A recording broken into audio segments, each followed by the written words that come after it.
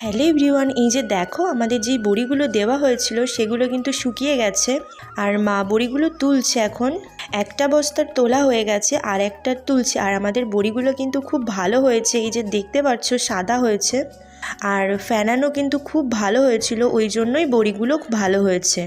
তো বড়িগুলো তুলে এখনও 2-3 দিন কিন্তু রোদে দেওয়া হবে। তো মা বড়িগুলো তুলতে থাক। এরপর দেখো বাবা একজনের বাড়িতে গেছিলো, তারা কতগুলো লেবু দিয়েছে আর লেবুগুলো কিন্তু অনেকটাই বড় বড়।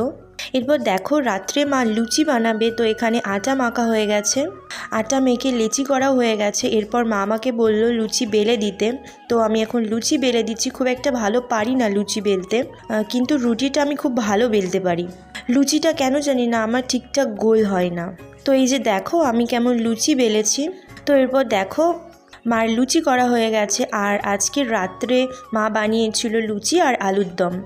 আর আলুর দমটা মা দারুণ বানিয়েছিল। ভিডিওটা ভালো লাগলে একটা লাইক করে দেবে।